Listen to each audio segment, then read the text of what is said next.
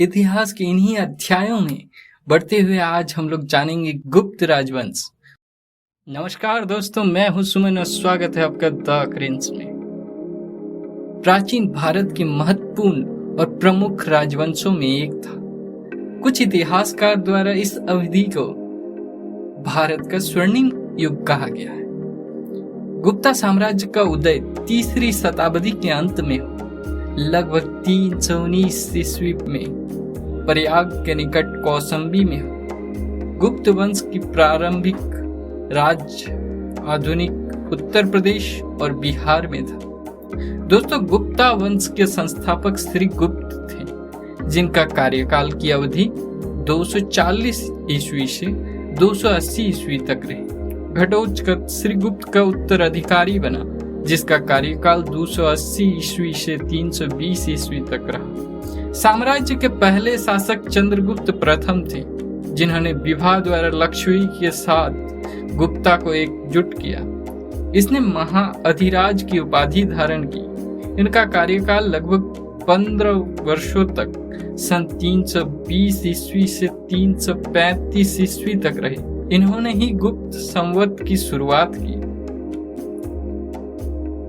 दोस्तों, उनके पुत्र समुद्रगुप्त ने विजय के माध्यम से साम्राज्य का विकास किया, जो 335 ईस्वी में राजगद्दी पे बैठा। इन्होंने आर्यवर्त के 9 शासकों और दक्षिणवर्त के 12 शासकों का पराजित किया था। विंसेंट स्मिथ ने इन्हें भारत का नेपोलियन कहा, क्योंकि इन्होंने युद्ध के क्षेत्रों में काफी विस्तार किया। दोस्तों, समुद्रगुप्त एक अच्छा राजा होने के अतिरिक्त एक अच्छा संगीतज्ञ भी था। ऐसा अनुमान उनके सिक्कों पर उनके वीणा वादन करते हुए दिखाए जाने से लगाया गया है। समुद्रगुप्त विष्णु का उपासक था एवं स्वयं को अश्वमेध कर्ता की उपाधि से नवाजा। दोस्तों, समुद्रगुप्त की दरबारी कवि हरिसेन था। उन्होंने इलाहाबाद प्रशस्ति लेख की रचना की। समुद्रगुप्त की मृत्यु 380 ईस्वी में हुई। इसके बाद चंद्रगुप्त द्वितीय साम्राज्य का उत्तराधिकारी बना। इन्हें इतिहास में विक्रमादित्य के नाम से जाना जाता है। हालांकि चंद्रगुप्त द्वितीय का अन्य नाम विक्रमांक, परम भागवत आदि उपाधियां धारण की। इनके शासन काल में चीनी बौद्ध यात्री फाहियान ने अपने 399 से 414 ईस्वी तक भारत की यात्रा की। फाहियान द्वारा इनके शासन को स्वर्ण युग कहा गया। दोस्तों, जहां चांदी और सोने के सिक्के चलाए जाते थे, जब शकों पे चंद्रगुप्त द्वितीय ने विजय प्राप्त की थी। पश्चिम भारत के अनेक गणराज्य द्वारा स्वतंत्रता घोषित कर दी थी जब समुद्रगुप्त की मृत्यु हुई, किंतु चंद्रगुप्त द्वितीय ने गणराज्यों को पुनः विजित कर गुप्त साम्राज्य में विलीन किया। इनका साम्राज्य पश्चिम में गुजरात से लेकर पूर्व के बंगाल तक तथा उत्तर में हिमालय से दक्षिण में नर्मदा तक विस्तृत था। कुमारगुप्त प्रथम या गोविंद गुप्त चंद्रगुप्त द्वितीय का उत्तराधिकारी 415 ईस्वी में गद्दी पे बैठा।